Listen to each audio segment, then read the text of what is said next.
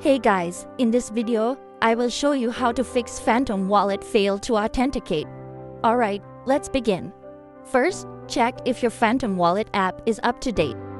Open the App Store or Play Store, search for Phantom, and see if an update is available.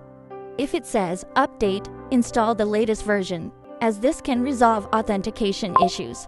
If the issue persists, try offloading the app. Open your phone settings, scroll down a little bit and access General. Next, select the storage feature and it will show a list of all installed apps. Find Phantom Wallet and tap Offload App. Confirm the action, then tap Reinstall.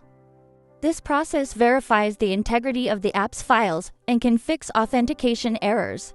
After reinstalling, open Phantom Wallet and try logging in again. These steps should help resolve the issue. So that's basically how you can fix Phantom Wallet fail to authenticate. And that's it for this video. If you find this helpful, consider subscribing and giving this a big thumbs up. Thanks. Easy to understand tutorials about business, project management, softwares, social media apps, and more. Softpro Dream to 100,000. Thanks for watching.